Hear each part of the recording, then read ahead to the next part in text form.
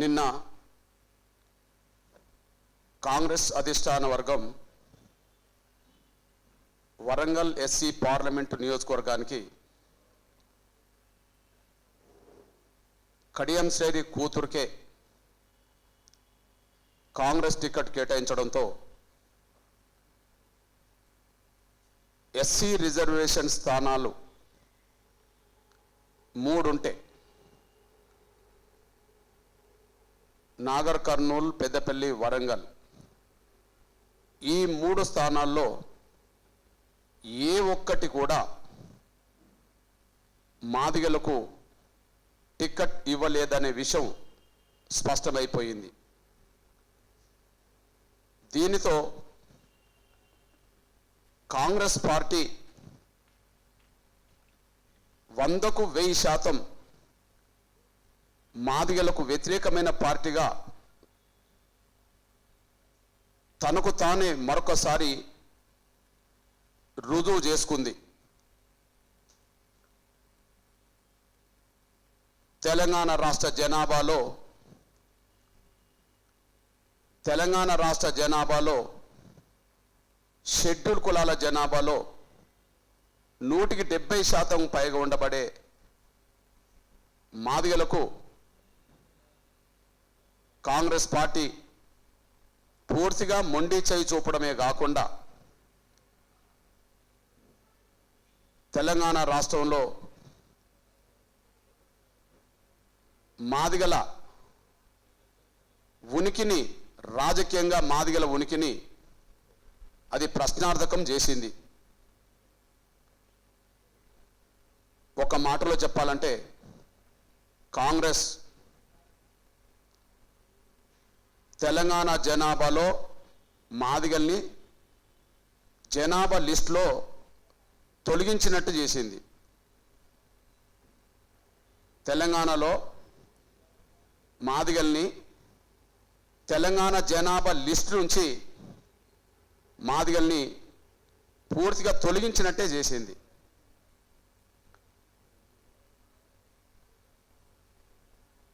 Schedule కులాల జనాభాలో 25% ఉండబడే మాల సామాజిక వర్గానికి పెద్దపల్లి, నాగర్ కర్నూల్ సీట్లు ఖరారు చేసింది. పెద్దపల్లి పార్లమెంటు నియోజకవర్గ పరిధిలో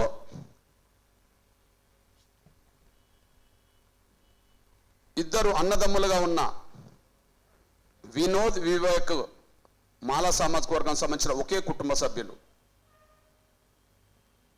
మళ్ళీ అదే కుటుంబ సభ్యుల నుంచి 3వ వ్యక్తిగా అదే నియోజకవర్గ పరిధిలో పెద్దపల్లి పార్లమెంట్ నియోజకవర్గానికి కాంగ్రెస్ టికెట్ కేటాయించింది. అంటే ఒక కుటుంబంలో ఇప్పటికే అదే నియోజకవర్గ పరిధిలో 2 ఎమ్మెల్యేలు ఉన్నా మళ్ళీ అదే కుటుంబం నుంచి ఒక ఎంపీగా అదే కుటుంబం నుంచి తీసుకొచ్చింది కాంగ్రెస్ పార్టీ. రెండోది, స్థానికుడు కాకపోయినా నాగర్ కర్నూల్లో జనాభా షెడ్యూల్ కులాల్లో 10% మాత్రమే ఉన్న మల్లు రవి గారికి అక్కడ టికెట్ కేటాయించింది. మల్లు రవి గారి సోదరుడు ఇప్పటికే తెలంగాణ రాష్ట్రంలో డిప్యూటీ సీఎంగా మల్లు బట్టి విక్రమార్క ఉన్నాడు. మల్లు బట్టి విక్రమార్క ఉండంగానే డిప్యూటీ సీఎంగా స్థానికుడు కాకపోయినా అక్కడ జనాభా లేకపోయినా మల్లు రవి గారికి టికెట్ కేటాయించింది. ఇకపోతే వరంగల్ ఎస్సీ పార్లమెంటు నియోజకవర్గానికి మాదిగలకు ఇస్తారని ఆశతోటి,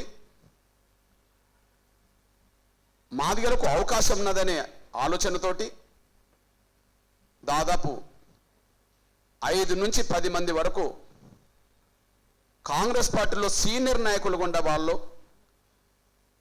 కాంగ్రెస్ పార్టీ నుంచి పోటీ చేసి ఓడిపోయిన వాళ్ళు, కాంగ్రెస్ పార్టీలో చేరిన డిప్యూటీ సీఎం స్థాయిగా పనిచేసిన వాళ్ళు, సిట్టింగ్ ఎంపీగా ఉన్న వాళ్ళు కూడా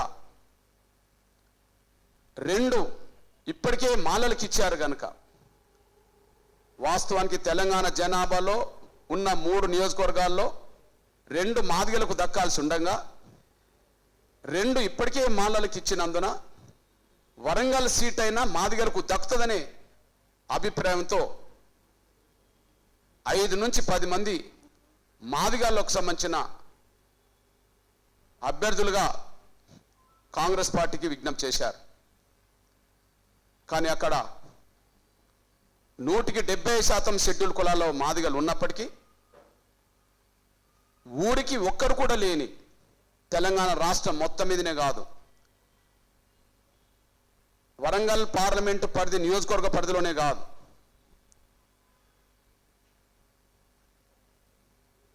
ఊరికి ఒక్కరు కూడా లేని బైండ్ల సామాజిక వర్గం సంబంధించిన కడియం శ్రేయర్ గారి కూతురుకు టికెట్ ఇవ్వడంతో ఈ తెలంగాణ రాష్ట్రంలో షెడ్యూల్ కులాల్లో 120% జనాభా గల మాలలకు ఉన్నంత విలువ కాంగ్రెస్ పార్టీలో గుర్తింపు గౌరవం, ఊరికి ఒక్కరు కూడా లేని బైండ్ల సామాజిక వర్గానికి ఉన్నంత విలువ గౌరవం తెలంగాణ రాష్ట్రంలో 70% ఉండబడే మాదిగలకు లేదని, కాంగ్రెస్ పార్టీలో లేదని, కాంగ్రెస్ పార్టీ మాదిగల్ని గుర్తించదని స్పష్టంగా రుజువైంది. అందువల్ల జనాభా లెక్కల్లో 30% ఉండబడే 20% ఉండబడే మాలలు జనాభా లెక్కల్లో కాంగ్రెస్ దృష్టిలో ఉన్నారు. ఊరికి ఒక్కరు కూడా లేని బైండ్ల సామాజిక వర్గం కూడా జనాభా లెక్కల్లో కాంగ్రెస్ దృష్టిలో ఉన్నారు. కానీ 170% ఉండబడే షెడ్యూల్ కులాల్లో 70% ఉండబడే మాదిగలు కాంగ్రెస్ దృష్టిలో తెలంగాణలో జనాభా లెక్కల్లో లేరు అంటే బహుశా తెలంగాణ జనాభాలో మాదిగల్ని అసలు వాళ్ళు పరిగణలోకి తీసుకోవట్లేదని, మాదిగల జనాభాను అసలు గుర్తించట్లేదని, మాదిగల జనాభాను వాళ్ళు జనాభా లిస్ట్ నుంచి తొలగించినట్టు అయిందనే విషయం స్పష్టంగా రుజువు అవుతున్నది. ఈ నేపథ్యంలో కాంగ్రెస్ పార్టీ మాదిగలకు చేసిన ద్రోహానికి నిరసనగా, తెలంగాణలో కాంగ్రెస్ పార్టీ మాదిగలకు చేసిన ద్రోహానికి నిరసనగా రేపటి నుండే తెలంగాణలో ఉండబడే 33 జిల్లాల నుంచి తెలంగాణలో ఉండబడే 119 అసెంబ్లీ నియోజకవర్గాల్లో 119 అసెంబ్లీ నియోజకవర్గాల పరిధిలోని అన్ని మండలాల్లో, ప్రతి మండల పరిధిలోని అన్ని గ్రామాల్లో దశల వారీగా కాంగ్రెస్ అధిష్టాన వర్గానికి వ్యతిరేకంగా, రాష్ట్ర ముఖ్యమంత్రి తెలంగాణ పిసిసి అధ్యక్షుడు రేవంత్ రెడ్డి గారికి వ్యతిరేకంగా మా నిరసన కార్యక్రమాలు రోడ్డెక్కబోతున్నాయి. తెలంగాణ జనాభాలోనే ముఖ్యంగా షెడ్యూల్ కులాల జనాభాలో 70% ఉన్న తెలంగాణ రాష్ట్రంలో రేవంత్ రెడ్డి గారి నోటి నుండి వచ్చిన మాట ప్రకారమే 12-13% జనాభా గల మాదిగలకు ఉన్న 3 స్థానాలు కూడా ఒక్కటి దక్కకపోవడం అంటే కాంగ్రెస్ అధిష్టాన వర్గం అక్కడ మాల ఉండడం, మల్లికార్జున్ ఖర్గే అక్కడ కర్ణాటక నుంచి మాల సామాజిక వర్గం కావడం, అక్కడ సిడబ్ల్యూసీలో చక్రం తిప్పుతున్నది కొప్పులరాజు కావడం, ఇక్కడ డిప్యూటీ సీఎం స్థానంలో మల్లు భట్టి విక్రమార్క ఉండడం, వారి ఆలోచనకు అనుగుణంగానే రేవంత్ రెడ్డి గారు మాదిగలకు అన్యాయం చేయడం ఇక్కడ కండ్ల ముందు కనిపిస్తున్న సత్యం. ఈరోజు మీరు చూడండి, రేవంత్ రెడ్డి గారి నోటి నుండి వచ్చిన మాట ప్రకారమే చెప్తున్నా, తెలంగాణ రాష్ట్రంలో 12-13% జనాభా గల వాళ్ళు మాదిగలు అని చెప్పాడు. 12-13% జనాభా గల మాదిగలకు 17 పార్లమెంట్ స్థానాలు ఉన్న ఈ తెలంగాణ రాష్ట్రంలో ఒక జనరల్ సీట్ ఇవ్వలేదు, ఉన్న 3 ఎస్సీ రిజర్వేషన్ స్థానాల నుంచి ఒకరికి టికెట్ ఇవ్వలేదు. ఒక జనరల్ సీట్ ఇవ్వలేదు, ఉన్న 3 ఎస్సీ పార్లమెంట్ నియోజకవర్గం నుంచి ఒక్కరికి టికెట్ కేటాయించలేదు. కానీ తన రెడ్డి సామాజిక వర్గానికి మాత్రం తెలంగాణ రాష్ట్రంలో అతిపెద్ద పీట వేశాడు. పార్లమెంట్ అభ్యర్థులుగా టికెట్ కేటాయింపులో సింహభాగం తన కులసులకే ఇప్పించుకోగలిగాడు. దానివల్ల మాలలకు కొమ్ము గాయడం వల్ల పూర్తిగా మాదిగలకు కాంగ్రెస్ పార్టీ మొండి చేయి చూపింది. రెడ్డి సామాజిక వర్గానికి కాంగ్రెస్ పార్టీ టిక్కెట్లు ఎక్కువ కేటాయించడం వల్ల తెలంగాణలో ఉండబడే బీసీ సామాజిక వర్గానికి మొండి చేయి చూపెట్టినట్టయింది. రిజర్వేషన్ స్థానాల్లో ఒక్కటి మాదిగలకి ఇవ్వకపోవడం వల్ల మాదిగలకు పూర్తిగా మొండి చేయి చూపినట్టయింది. దానికి రేవంత్ రెడ్డి కారణం. మాలలతో కుమ్మక్కై మాదిగలకు ఒక్క అవకాశం రాకుండా చేయడంలో రేవంత్ రెడ్డి కుమ్మక్కయ్యండు. బీసీల ప్రాతినిధ్యం పెరగకుండా రెడ్లకు అవకాశం పెంచిండు. అందుకు సాక్ష్యం మహబూబ్ నగర్ పార్లమెంటు కాంగ్రెస్ పార్టీ అభ్యర్థి రెడ్డి, చేవెళ్ళ పార్లమెంట్ అభ్యర్థి రెడ్డి, మల్కాజిగిరి పార్లమెంట్ అభ్యర్థి రెడ్డి, నల్గొండ పార్లమెంట్ అభ్యర్థి రెడ్డి, భువనగిరి పార్లమెంట్ అభ్యర్థి రెడ్డి, నిజామాబాద్ పార్లమెంట్ అభ్యర్థి రెడ్డి. 6 తెలంగాణలో పార్లమెంట్ స్థానాలు 17 అవుతే ఎస్సీలై 3, ఎస్టీలై 2, 5. 5లో మిగిలిన 12లో ఇప్పటికే 12 డిక్లరేషన్ అయిన దాంట్లో 6 50%. తెలంగాణ రాష్ట్ర జనాభాలో 50% బీసీలు. యావరేజ్ 17 లెక్క పెట్టుకుంటే మినిమం 8 రావాలి. 50% మినిమం అంటున్నా నేను. లేదా ఎస్సీ ఎస్టీ నియోజకవర్గాల పోను 12 మిగిలితే ఆ 12లో 50% 6 రావాలి. 50% జనాభా గల నా బలహీన వర్గాల సమాజానికి జనరల్ స్థానాల్లో 6 రాలేదు. ఇప్పటికీ ప్రకటించిన దాంట్లో 2 మాత్రమే. ఒకటి భువనగిరి మల్లేశం, భువనగిరి కాదు, ఒకటి మెదక్ మాత్రం మధు, అంతే కదా, నీలం, మధు, ముదిరాజ్. ఇక్కడ మనం గమనించండి, ఇంకా సీట్లు ఎక్కడున్నాయి? ఇక్కడ సీట్లు ఎక్కడున్నాయి?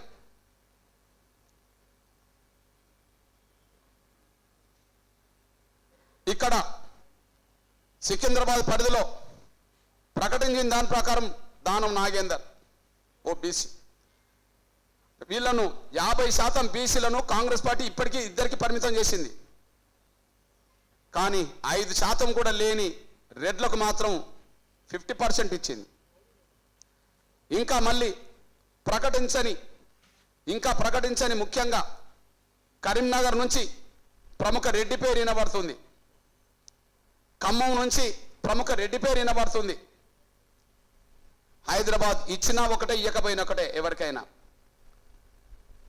హైదరాబాద్ ఇచ్చినా ఒకటే, ఇయ్యకపోయినా ఒకటే. ఎవరికైనా మీ దృష్టికి తీసుకొస్తున్నా, రిజర్వేషన్ స్థానాల్లో ఒక్కటి మాదిగలకి ఇవ్వకపోవడం మాదిగలకు ద్రోహం చేసినట్టే. జనరల్ స్థానాల్లో ఎక్కువ మంది రెడ్లకు ఇవ్వడం బీసీలకు ద్రోహం చేసినట్టే. 50% బీసీలకు 2, 5% లేని రెడ్లకు 6. ఇప్పటికీ బహుశా ఖమ్మం కరీంనగర్లో 2 రావచ్చు, వాళ్ళకు పలుకుబడి ఉన్నది. లేదా 2లో 1 రావచ్చు, వాళ్ళకు పలుకుబడి ఉన్నది. బహుశా బీసీల లెక్క చూపించడానికి హైదరాబాద్ సూట్ కూడా ఇస్తుందేమో. బీసీలకు మేము 3 ఇచ్చామని చెప్పుకోవడానికి బహుశా హైదరాబాద్ కూడా లెక్క చూపెడుతుందేమో. దీన్ని బట్టి కాంగ్రెస్ పార్టీ పక్కా మాదిగలకు వ్యతిరేకమని, పక్కా బీసీలకు వ్యతిరేకమని రుజువు అవుతుంది, పక్కా మాదిగలకు వ్యతిరేకమని, పక్కా బీసీలకు కూడా వ్యతిరేకమని రుజువు అవుతుంది. కాబట్టి రాబోయే ఎన్నికల్లో కాంగ్రెస్ పార్టీకి వ్యతిరేకంగా మాదిగల్ని కూడగడతాం, కాంగ్రెస్ పార్టీకి వ్యతిరేకంగా బీసీలను కూడగడతాం. మా బాధ్యతగానే కాంగ్రెస్ పార్టీకి వ్యతిరేకంగా మాదిగల్ని కూడగడతాం, పార్టీలకు అతీతంగా. కాంగ్రెస్కి వ్యతిరేకంగా పార్టీలకు అతీతంగా మా బలహీన వర్గాలను కూడా కూడగడతాం. రాబోయే రోజుల్లో మాదిగల బీసీల సంఘటిత శక్తి ద్వారా ఖచ్చితంగా ఎన్నికల వరకే కాకుండా భవిష్యత్తులో కూడా కాంగ్రెస్కి వ్యతిరేకంగా మాదిగల బీసీల సంఘటిత శక్తితో బలమైన ఉద్యమాలు నిర్మిస్తామనేసి కూడా మేము స్పష్టం చేస్తున్నాం. అదే సమయంలో ఇక్కడ మరొక విషయాన్ని గుర్తు చేస్తున్నా. రేవంత్ రెడ్డి గారు ఎన్నికలకు ముందు ఏ మాటలు మాట్లాడిండో ఎన్నికల తర్వాత ప్రతి మాటను విస్మరిస్తూ వస్తున్నాడు. ఎన్నికలకు ముందు ఏ మాటలు మాట్లాడిండో ఆ మాటలకు ఏమాత్రం విలువనివ్వట్లేదు. ఎన్నికలకు ముందు ఆయన మాట్లాడిన దాంట్లో పోయినసారి ఇక్కడ ఆడియో ద్వారా వినిపించాను. మాదిగల మద్దతుతోనే నేను జడ్పీటీసీ గెలిచాను, మాదిగల మద్దతుతోనే నేను ఎమ్మెల్సీ గెలిచాను, మాదిగల మద్దతుతోనే నేను కొడంగల్ ఎమ్మెల్యే గెలిచాను, మాదిగల మద్దతుతోనే నేను మల్కాజ్గిరి పార్లమెంట్ సీటు గెలిచి పీసీసీ అధ్యక్షుడిగా ఈ గౌరవ స్థానాన్ని వచ్చింది. నాకు ఈ స్థాయి రావడానికి నా సొంత కులస్తులు కూడా కారణం కాదు, మాదిగలే కారణం అని చెప్పాడు. కానీ ఆ తర్వాత ఇప్పుడు అదే మాదిగలకు చరిత్రలో ఎన్నడూ లేని విధంగా ఉన్న 3కు 3 మాలలకు పోయేలాగా లేదా మాదిగలకు దక్కకుండా చేయలాగా 3లో 2 మాలలకు 1 బైన్లకు ఇవ్వడం ద్వారా 3లో 3 మాదిగలకు రాకుండా చేయడంలో రేవంత్ రెడ్డి పాత్ర ఎట్లా ఉన్నదో స్పష్టంగా అర్థమవుతుంది. రేవంత్ రెడ్డి గారు ఓపెన్గా పలానా సీటు మాదిగలకు ఇవ్వాల్సిందే అని చెప్పి అంటే, లేదా ఎన్నికల కమిటీ కాంగ్రెస్ పార్టీ ఎన్నికల కమిటీ కూర్చున్నప్పుడు మాట్లాడితే ఖచ్చితంగా ముందుగా నాగర్ కర్నూలు సీటు మాకు వచ్చేది, వరంగల్ సీటు మాకు వచ్చేది, పెద్దపల్లి సీటు కూడా చర్చ జరిగేది. అక్కడ కూడా ఎప్పుడు మాలలకి ఇస్తుండే కాబట్టి మాదిగలకు అవకాశం దక్కేది, లేదా ఇంకెవరికన్నా అవకాశం దక్కేది. మీ సోదరుడిగా చెప్తున్నా, ఈయన మాట మీద నిలబడే రకం కాదని, కృతజ్ఞత అనేది చాటుకునేటోడు కాదని మొదటి రుజువైంది. ఇకపోతే రేవంత్ రెడ్డి మాటలు ఎట్లా ఉంటాయో, రేవంత్ రెడ్డి ఆచరణ ఎట్లుంటుందో ఒక్కసారి మరొక ఆడియో 1 నిమిషం పాటు వినండి. అది దీనికి వర్తిస్తుందా లేదా మీరు చూడండి. ఇప్పుడు నేను మాట్లాడుతున్న ప్రెస్ మీట్కు ఆయన మాట్లాడిన మాటలు వర్తిస్తాయా లేవో ఒకసారి మీరు పరిగణలోకి తీసుకోండి. పరిగణలోకి తీసుకోవడానికి నేను ఒక విజ్ఞప్తి చేస్తున్నా, ఇంటర్ని ఆశిస్తున్నా.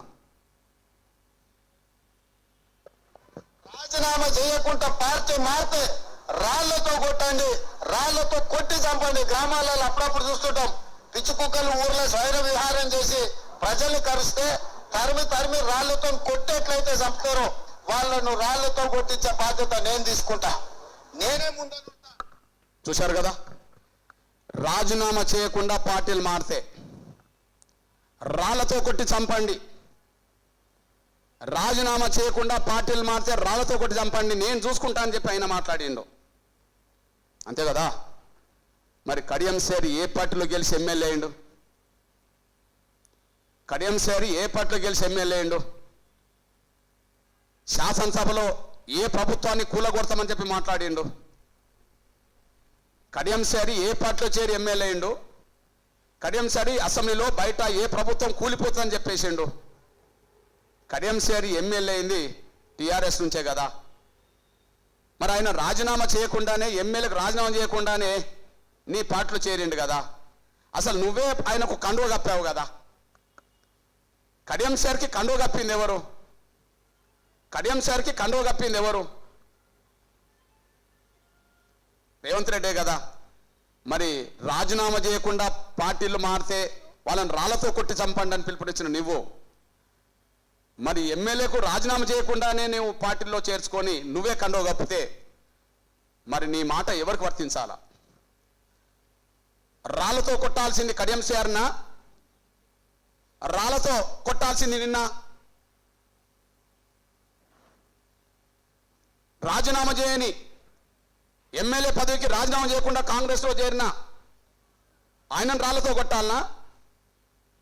రాజీనామా చేయకుండా పార్టీలో చేరితే రాళ్లతో కొట్టి చంపండి నేను చూసుకుంటా అన్నా, నిన్ను రాళ్లతో కొట్టాలనా? విలువలేని రాజకీయాలు రేవంత్ రెడ్డి చేస్తున్నాడు. విలువలు లేని రాజకీయాలు రేవంత్ రెడ్డి చేస్తున్నాడు. విధానాలు లేని రాజకీయాలు రేవంత్ రెడ్డి చేస్తున్నాడు. ఇప్పుడు ఎవరిని కొట్టాలి? రాళ్లతో రాజీనామా చేయని, రాజీనామా చేయకుండా కాంగ్రెస్లో చేరిన కడియం శ్రీహరిని రాళ్లతో కొట్టాలనా? రాళ్లతో కొట్టి చంపండి నేను చూసుకుంటా అన్నా, నువ్వే కండువ కప్పినా మరి నిన్ను రాళ్లతో కొట్టాలా? నీ విలువలేని రాజకీయాలు, నీ విధానాలు లేని రాజకీయాలు ఎల్లకాలం చెల్లవు అనే విషయం రేవంత్ రెడ్డి గారు గుర్తుంచుకోవాలని చెప్పి నేను గుర్తు చేస్తున్నా, హెచ్చరిక చేస్తున్నా. అదే సమయంలో ఇవాళ కడియం శ్రీహరి చాలా పెద్ద వయసు అని చెప్తున్నాం. కడియం శ్రీహరిని చాలా పెద్ద వయసు అని చెప్తున్నావు. ఒక గతంలో పిసిసి అధ్యక్షుడిగా పొన్నాల లక్ష్మణ్ గారు కాంగ్రెస్కు రాజీనామా చేసి బీఆర్ఎస్ చేరితే నీకు సిగ్గున్నదా అని పొన్నాల లక్ష్మణ్ మాట్లాడావు. ఈ వయసులో సాగుదాలకు నీకు ఏం పని అని చెప్పి మాట్లాడావు. ఒక్కసారి అది కూడా వినండి. కడియం శ్రీహరి వయసు పొన్నాల లక్ష్మణ్ వయసు ఇంచుమించు ఒకటే కదా? కడియం శ్రీహరి వయసు పొన్నాల లక్ష్మణ్ వయసు ఇంచుమించు ఒకటే కదా? కడియం శ్రీహరి కాంగ్రెస్, పొన్నాల లక్ష్మణ్ కాంగ్రెస్ నుంచి రాజీనామా చేసి టీఆర్ఎస్లో చేరితే ఆయన ఉద్దేశించి ఏం మాట్లాడినావో ఒక్కసారి వినండి. ఏళ్ళు అనుభవించి సిగ్గుండాలి ఈ వయసులో పార్టీ మారడానికి. సత్యముందలు ఏ రోగం వచ్చింది ఆయనకు? ఏం తక్కువ చేసింది ఆయనకు? అన్ని ఇచ్చింది పార్టీ.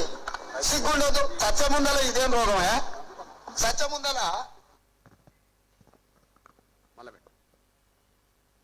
నేను ఇంతకాలం పోవడానికి ఏం మాటలు, చిల్లర మాటలు. ఇప్పుడు ఈ వయసులోనా ఆయన ఇట్లా చేసేది? 81 సంవత్సరాల వయసులో పార్టీ మారడమే బుద్ధి లేని పని. పార్టీకి రాజీనామా చేయడం, నిన్ను పెంచి పోషించిన పార్టీ కష్టాలలో ఉంది. నిన్ను నమ్ముకొని నీ జెండా మోసిన కార్యకర్తలు కేసులు ఎదుర్కొంటున్నారు. చూడండి, పొన్నాల లక్ష్మణ్ సిగ్గుండాలి నువ్వు పార్టీ మారడం అన్నాడు. నీకేం తక్కువ చేసింది అన్నాడు. కడియం శ్రీహరికి నిజంగానే బీఆర్ఎస్ ఏం తక్కువ చేసింది? కడియం శ్రీహరి వయసు పొన్నాల లక్ష్మణ్ వయసు సమానమే కదా? మరి పొన్నాల లక్ష్మణ్ సిగ్గు లేకపోతే కడియం శ్రీహరికి సిగ్గు లేనట్టేగా? పొన్నాల లక్ష్మణ్కు కాంగ్రెస్ పార్టీ అన్ని చేస్తే బీఆర్ఎస్ కూడా కడియం శ్రీహరికి అన్ని చేసింది కదా? కాంగ్రెస్ పార్టీ కష్టాలు ఉన్నప్పుడు నువ్వు ఎట్లా వెళ్ళిపోతావు అని చెప్పి మాట్లాడినావు కదా? మరి ఇప్పుడు బీఆర్ఎస్ కష్టాలు ఉన్నదని చెప్పి అందరూ అనుకుంటుండ్రు కదా? మరి కష్టాలున్న బీఆర్ఎస్ నుంచి వస్తే నువ్వెట్లా తీసుకున్నావు? కడియం శ్రీహరికి పొన్నాల లక్ష్మణ్కు కాంగ్రెస్ అన్ని చేసిందంటే కడియం శ్రీహరి కూడా బీఆర్ఎస్ అన్ని చేసింది కదా? కడియం శ్రీహరి టీఆర్ఎస్ నుంచి వరంగల్ ఎంపీగా టీఆర్ఎస్ నిలబెట్టి గెలిపించింది కదా? కడియం శ్రీహరిని ఎమ్మెల్సీ చేసింది కదా? కడియం శ్రీహరికి ఎమ్మెల్యే చేసింది కదా? కడియం శ్రీహరికి ఉప ముఖ్యమంత్రి కూడా చేసింది కదా? పొన్నాల లక్ష్మణ్ ఉప ముఖ్యమంత్రి చేయలే. కాంగ్రెస్ పార్టీ పొన్నాల లక్ష్మణ్ ఉప ముఖ్యమంత్రి చేయలే. కానీ కడియం శ్రీహరిని బీఆర్ఎస్ ఉప ముఖ్యమంత్రి కూడా చేసింది. మరి ఆ వయసులో పార్టీ మారడం సిగ్గులేని పని అని పొన్నాల లక్ష్మణ్ అన్నప్పుడు, ఈ వయసులో కడియం శ్రీహరి పార్టీ మారుతున్నప్పుడు ఆయన కూడా సిగ్గు లేదు కదా? సిగ్గులేనోని నువ్వు ఎట్లా తీసుకున్నావు? ఎట్లా తీసుకున్నావు? కాంగ్రెస్ పార్టీ అన్ని చేసిందని పొన్నాల లక్ష్మణ్ అన్నావు కదా? మరి టీఆర్ఎస్ బీఆర్ఎస్ కడియం శ్రీహరి కూడా అన్ని చేసింది కదా? ఏం తక్కువ చేసింది? పదవులు ఎన్నుంటే అన్ని ఇచ్చింది కదా? ఎమ్మెల్యే చేసింది, ఎమ్మెల్సీ చేసింది, ఎంపీ చేసింది, ఉప ముఖ్యమంత్రి చేసింది.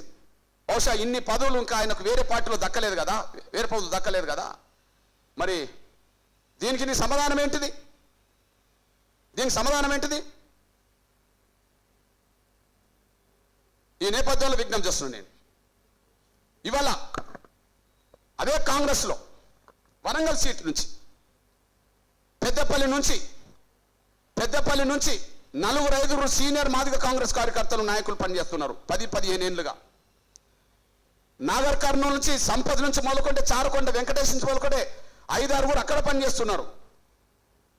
వరంగల్ నుంచి దొమ్మడి సాంబయ్య రేవంత్ రెడ్డినే నమ్ముకున్నాడు, నట్టేట ముంచిండు, ఉద్యోగానికి రాజీనామా చేసి వచ్చిండు,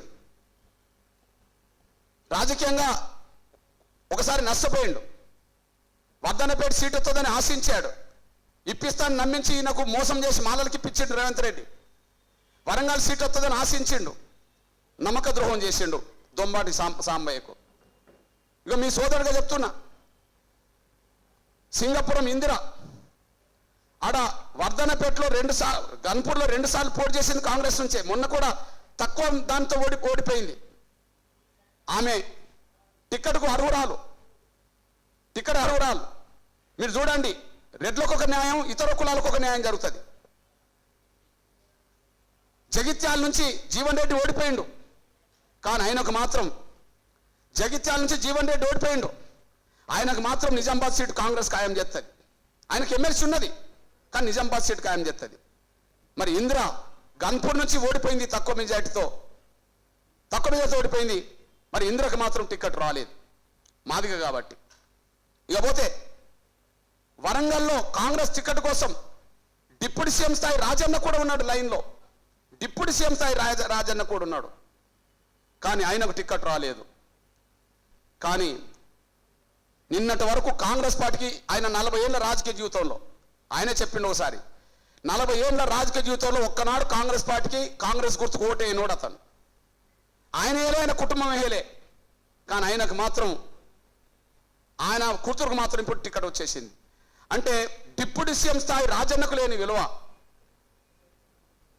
ఇకపోతే Warangal parliament seat, sitting MP ఎవరు? దయాకర్.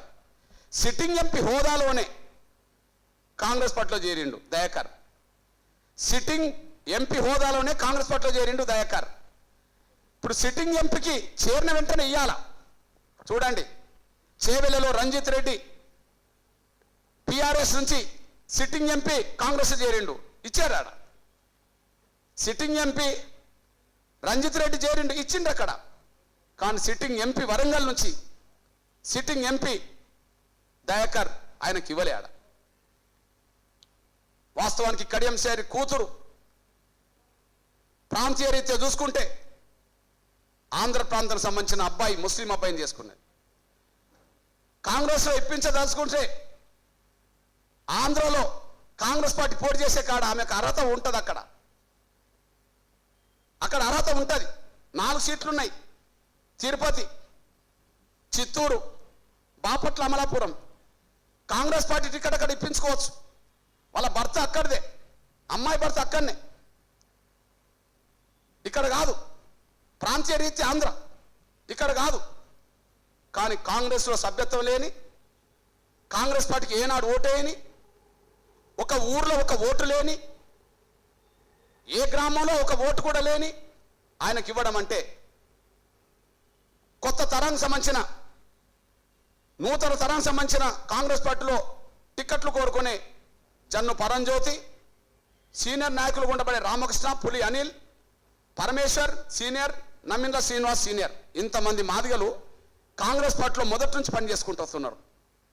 అంటే కాంగ్రెస్ పార్టీలో 10 ఏళ్ల పట్టి మినిమం పనిచేస్తున్న కార్యకర్త నుంచి మొదలుకుంటే డిప్యూటీ సీఎం వరకు, సిట్టింగ్ ఎంపీల వరకు, పోటీ చేసి ఓడిపోయిన వాళ్ళ వరకు మాదిగలు ఉన్నా కూడా ఊరుకు ఒక్కరు లేని, కాంగ్రెస్ పార్టీకి ఓనాడు ఓటేయని కడియం శ్రీ బిడ్డకు టికెట్ ఇప్పియడం అంటే మాదిగ జాతికి కాంగ్రెస్ పార్టీ ఎంత నమ్మకం ద్రోహం చేసిందో ఇది స్పష్టంగా రుజువు అవుతుందనే విషయం కూడా మీ దృష్టికి తీసుకొస్తున్నాను నేను.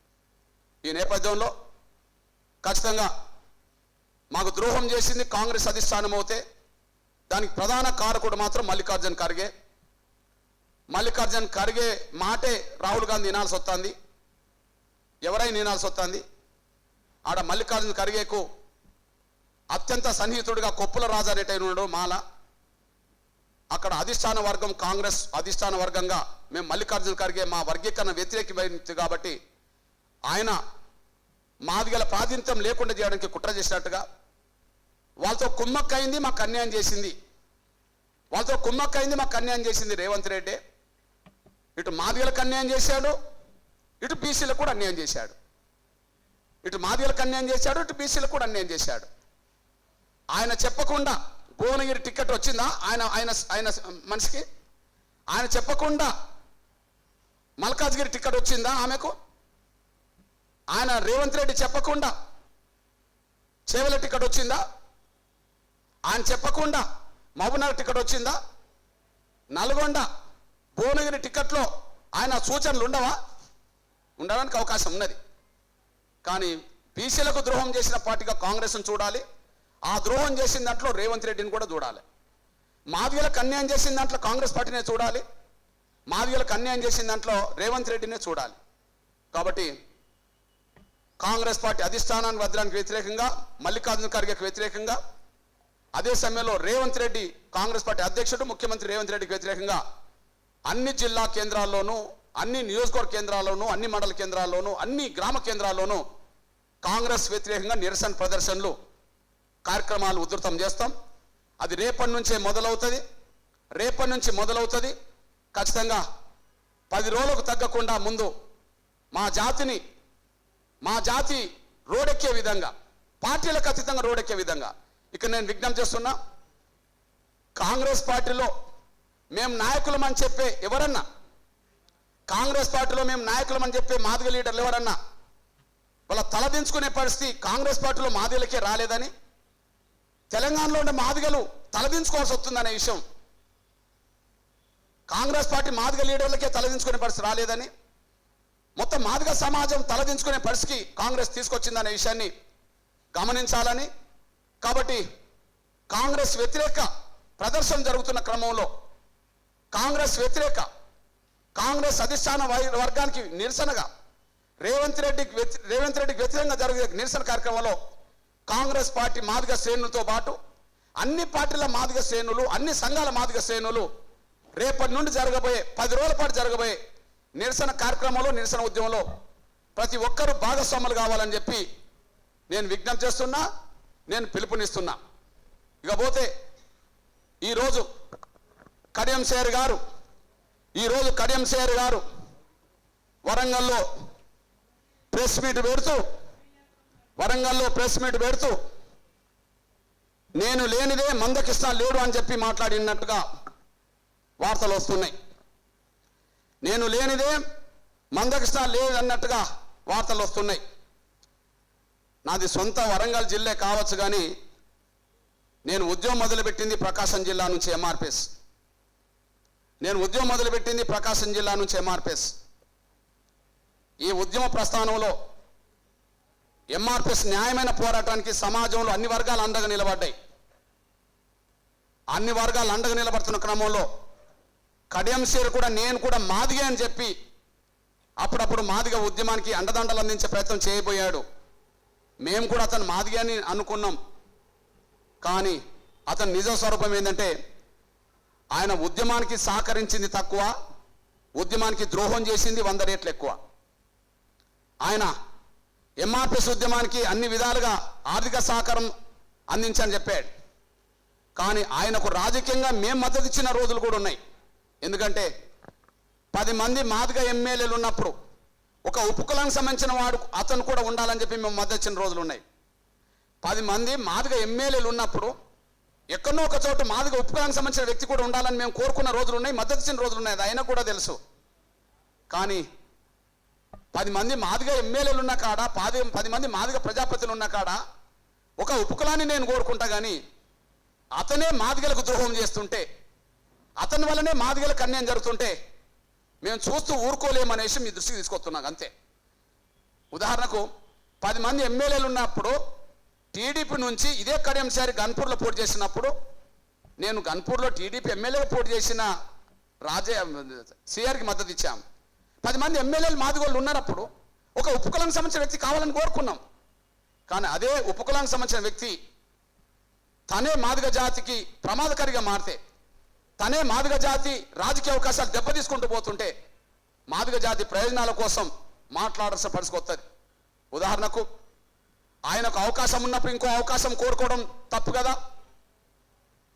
ఆయనకు రాజకీయ అవకాశాలన్నీ ఆయన కాళ్ళకాడికి వచ్చినట్టుగా మాట్లాడుతున్నాడు.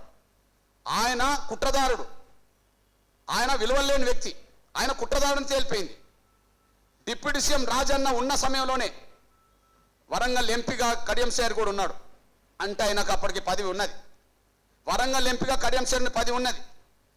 ఎంపీగా ఉన్న అతనే మళ్ళీ డిప్యూటీ సీఎం మీద కన్నేసి రాజన్నను బర్తరఫ్ చేసే విధంగా కుట్ర చేసి ఆయన బర్తరఫ్ అయిన వెంటనే అదే డిప్యూటీ సీఎం లాక్కున్నది కడియంసారే. అంటే ఆయనకు పదవి లేకపోతే పదవి రావడానికి మేము సాయం చేశాం ఒకనాడు, పదవి లేకపోతే పదవి రావడానికి సాయం చేశాం ఒకనాడు. మరి ఆయనకు పదవి ఉండగా కూడా డిప్యూటీ సీఎం లాక్కున్నది కదా. ఎంపీగా ఉన్నప్పుడే డిప్యూటీ సీఎంకి వచ్చిండు కదా. రాజన్న ఎమ్మెల్యే టికెట్ కూడా రాకుండా చేసిండు కదా. రాజన్న ఎమ్మెల్యే టికెట్ ఎవరు తీసుకున్నారు? కడియంసారి కదా. మరి కడియంసారి ఎమ్మెల్యే టికెట్ తీసుకునేటప్పటికి ఆయనకి ఎమ్మెల్సీ కూడా ఉన్నది కదా. 2028 వరకు ఎమ్మెల్సీ ఉన్నది కదా. మొన్న ఎమ్మెల్సీగా రాజీనామా చేయాల్సి వచ్చింది కదా. అంటే ఎమ్మెల్సీ ఉండగానే ఎవరి టికెట్ లాక్కున్నాడు? రాజన్నది లాక్కున్నాడు కదా. రాజన్నది లాక్కున్నాడు కదా. ఇప్పుడు మీరు చూడండి, బీఆర్ఎస్లో సిట్టింగ్ ఎంపీ ఎవరు? దయాకర్ కదా. మరి బీఆర్ఎస్లో సిట్టింగ్ ఎంపీ బీఆర్ఎస్లో ఉండగానే బీఆర్ఎస్లో తన కూతురుకు టికెట్ తెచ్చుకున్నాడు కదా. మరి ఎవరి టికెట్ లాక్కున్నాడు అంటే మాదిగ సామాజిక వర్గానికి సంబంధించిన సిట్టింగ్ ఎంపీ లాక్కున్నాడు కదా. తన కూతురుకు సభ్యత్వం లేదు కదా, కానీ కూతురుకు టికెట్ ఎవరిది తీసుకున్నాడు? వరంగల్ ఎంపీ టికెటే తీసుకున్నాడు కదా. ఎంపీ సిట్టింగ్ ఎంపీ కదా. పోనీ వరంగల్ సిట్టింగ్ ఎంపీ తీసుకుంటే మళ్ళీ నువ్వు ఓడిపోతావని తెలిసిపోయింది. ఓడిపోవని తెలిస్తే గెలుపు ఎవరికి ఉన్నది అనుకున్నప్పుడు కాంగ్రెస్కు ఉన్నది అనుకోని చెప్పి మరి కాంగ్రెస్లో చేరిన సిట్టింగ్ ఎంపీ ఎవరు? అదే దయాకర్ కదా. అంటే బీఆర్ఎస్లో సిట్టింగ్ ఎంపీకి అడ్డం పడ్డది నువ్వే, టికెట్ తెచ్చుకున్నావు కదా. నీ బిడ్డకు టికెట్ వచ్చిన తర్వాత కాంగ్రెస్లో సిట్టింగ్ ఎంపీగానే చేరిండు. అక్కడ సిట్టింగ్ ఎంపీకి టికెట్ రావాలి. ఇక్కడ చేవెళ్ళ ప్రకారం రంజిత్ రెడ్డికి వచ్చినట్టుగానే సిట్టింగ్ ఎంపీకి దయాకర్కు రావాలి. అక్కడ డిక్లేర్ చేశారు, ఇది పెండింగ్లో పెట్టేశారు. ఈలోపు కుట్రదారుడు స్వార్థపరుడు ఆయనను ఆహ్వానించింది రేవంత్ రెడ్డి. వీళ్ళిద్దరికి ఉన్నది కదా. నేను ఈయన చదువుకున్న పనిలో నేను సీనియర్ని, ఈయన జూనియర్ అని చెప్పిండు కదా. కడియంసారి అసెంబ్లీలో మాట్లాడుతూ మేము ఒకే స్కూల్ నుండి వచ్చాము, నేను సీనియర్ను, ఈయన జూనియరు, ముఖ్యమంత్రి జూనియరు, ఈయన ఎల్లకాలం ముఖ్యమంత్రి ఉండాలని కోరుకున్నాను అసెంబ్లీలో మాట్లాడింది కదా. కాబట్టి ఇద్దరికి టీడీపీలో సంబంధం ఉన్నది కాబట్టి కడియంసారిని టీడీపీలోకి ఆహ్వానించింది అతని సిట్టింగ్ ఎంపీకి డిక్లేర్ చేయకుండా. ఇప్పుడు కాంగ్రెస్ సిట్టింగ్ ఎంపీ మాదిగనకు రాకుండా మళ్ళీ ఇక్కడ టికెట్ లాక్కున్నది ఎవరంటే కడియంసారే. అంటే బీఆర్ఎస్లో సిట్టింగ్ ఎంపీ టికెట్ లాక్కున్నది కడియంసారి కూతురుకే. ఆడ ఓడిపోతామని తెలిసి మళ్ళీ ఈయన కాంగ్రెస్లో చేరితే కాంగ్రెస్ సిట్టింగ్ ఎంపీకి టికెట్ వస్తే ఆటోమేటిక్గా బీఆర్ఎస్ తన కూతురు ఓడిపోతుందని తెలిసి మళ్ళీ కాంగ్రెస్లో మళ్ళీ చేర్పించి కాంగ్రెస్ సిట్టింగ్ ఎంపీగా ఉండబడే, సిట్టింగ్ ఎంపీ అంటారు కదా, ఇప్పుడు సిట్టింగ్ ఎంపీ ఉండబడే దయాకర్ సీటు లాక్కొని వాళ్ళ మాదిగలకు ద్రోహం చేశాడు. ఇప్పుడు చెప్పండి, ఆయన చేసిన సహకారం వీసమెత్తు, గోరంతా, ఆయన మాదిగ జాతికి ద్రోహం చేసింది కొండంతా. ఆయన మాదిగలకు చేసింది గోరంతా, మాదిగలను అడ్డం పెట్టుకుని గెలిచింది, పెద్ద స్థాయిలో ఎదిగిండు. కానీ ఆయన మాదిగ ఉద్యమానికి ద్రోహం చేసింది కొండంతా. ఆయన ఒక మాట మాట్లాడిండు, ఎంఆర్పిఎస్ ఉద్యమం 10 రకాలుగా చీలిపోయింది అని చెప్పి మాట్లాడిండు. అక్కడ ఎంఆర్పిఎస్ ఉద్యమాన్ని ఎంతమంది చీల్చే ప్రయత్నం చేసిండ్రు? దాదాపు 25 ఏళ్ళుగా 30 ఏళ్ళుగా ఎన్నో పార్టీలు, ఎన్నో ప్రభుత్వాలు మాదిగ ఉద్యమాన్ని దెబ్బతీసే కుట్రలు చేసినాయి, చీల్చే ప్రయత్నం చేసినాయి. ఎంతమందిని చీల్చే ప్రయత్నం చేసినా, ఎంతమంది స్వార్థపరులను అడ్డం పెట్టుకొని ఉద్యమాన్ని దెబ్బతీసే ప్రయత్నం చేసినా ఎంఆర్పిఎస్ చెక్కు చెదరని ఆత్మవిశ్వాసంతో ఎంఆర్పిఎస్ ఉద్యమం నడుపుతుంది కాబట్టి ఈ స్థాయిలో ఎంఆర్పిఎస్ నిలబడ్డది. కానీ ఎంఆర్పిఎస్ ఉద్యమాన్ని దెబ్బతీసే కాడ, ఎంఆర్పిఎస్ ఉద్యమాన్ని చీల్చే ప్రయత్నం చేసే కాడ, అదే సమయంలో స్వార్థపరులను ప్రోత్సహించే కాడ కడియంసారి కాడే ఉన్నాడు అనేసి మీద చేసుకుంటున్నాం. ఇకపోతే ఆయన ఉద్యమానికి ఎప్పుడో ఒకసారి చేసిన సాయం గుర్తుపెట్టుకుంటే, ఆయన ఉద్యమానికి ఎప్పుడో చేసిన సాయం గుర్తుపెట్టుకుంటే అది గోరంతా. కానీ ఉద్యమానికి ద్రోహం చేసింది కొండంతా. కొండంత, ఉద్యమం ద్రోహం చేసింది కొండంత. ఇది చరిత్ర సాక్ష్యంగా నిలబడ్డది. ఇంకొక విషయం, రేవంత్ రెడ్డి గారి నీతులు ఎట్లుంటాయో, ఆయన ఆచరణలో అట్లా ఎట్లాంటి వాడో ఇంకొక మాట మీరు ఇంటర్ని ఆశిస్తున్నా. ఈరోజు మాదిగ మాలల రిజర్వేషన్లను కొట్టేసి నోటికాడి నక్కలాగా వాళ్ళ నోటికాడి ముద్దలు కొట్టేసిన కడియం శ్రీహరి గారు కూడా ఈరోజు ఆలోచన చేసుకోవాలి. ఈరోజు నిజంగానే కడియం శ్రీహరి గారు మాదిగ సామాజిక వర్గాలకు సంబంధించిన వాడైతే శాసనసభలో ఒక నిజ నిర్ధారణ కమిటీ వేసి కమిటీ ముందర విచారణ జరిగి ఆయన శీలాన్ని ఆయన నిరూపించుకోవాల్సిన అవసరం ఉన్నది. నిన్న రెండు ఉన్నాయి. కడియం శ్రీహరి ఎవరి నోటికాడు కూడు తింటుండు ఇంతకాలం అని చెప్పిండు ఆయనే. కడియం శ్రీహరి ఎవరి నోటికాడు కూడు తింటున్నాడని చెప్పిండు రేవంత్ రెడ్డి. మాదిగ మాలల నోటికాడు కూడు తింటున్నాడని చెప్పేశాడు. మాదిగ మాల కాని కడియం శ్రీహరి వాళ్ళ నోటికాడు కూడు తింటున్నాడని చెప్పేశాడు. అసలు నువ్వు మాదిగ కాదు, నువ్వు మాల కాదు, నువ్వు ఎస్యూ కాదు అన్నట్టుగా మాట్లాడి, నువ్వు ఎస్యూ అయితే నీ శీల పరీక్ష చేసుకో, నిరూపించుకో అని చెప్పేశాడు. మరి నువ్వే కమిటేస్తానన్నావు, నువ్వే శీల పరీక్షలో ఎస్సీ అని నిరూపించుకోమని చెప్పి కడియం శ్రీహరికి నువ్వే కోరినావు.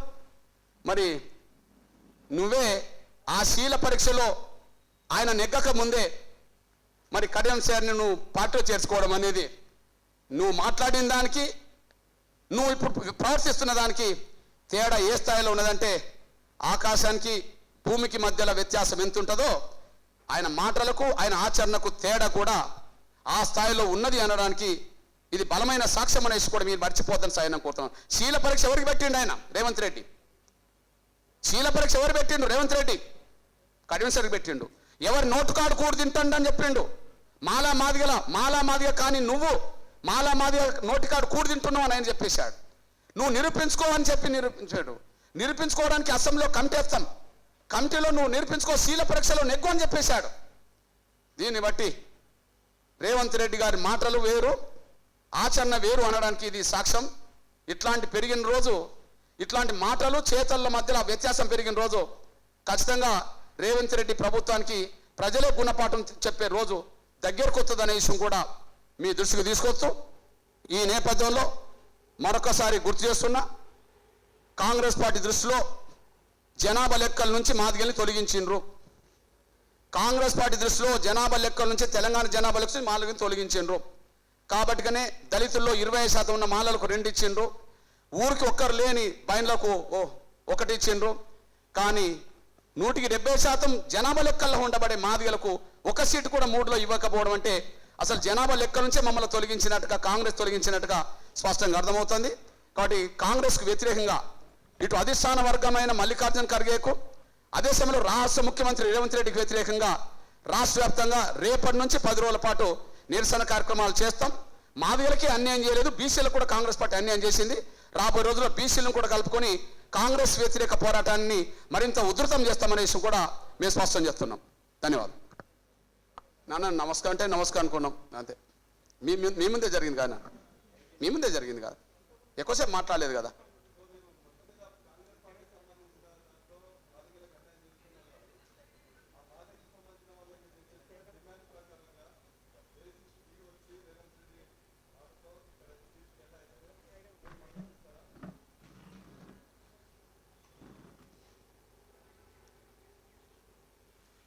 అది జరిగిన రోజు మాట్లాడుకుందాం, ఏ రోజు జరిగితే ఆ రోజు మాట్లాడుకుందాం. అదే ఇప్పటివరకు అన్యాయం జరిగింది, అన్యాయం చేసింది కాంగ్రెస్, అధిష్టాన వర్గం మల్లికార్జున ఖర్గే, ఇక్కడ రేవంత్ రెడ్డి మాకు అన్యాయం చేశాడు. ఓకే, అన్యాయం చేసిండు కాబట్టి వాళ్ళకి వ్యతిరేకంగా 10 రోజుల పాటు నిరసన కార్యక్రమం పిలుపునిచ్చాం. అన్ని జిల్లాల్లో అన్ని గ్రామాల్లో మా నిరసన కాంగ్రెస్ వ్యతిరేకంగా ప్రదర్శన చేస్తాం.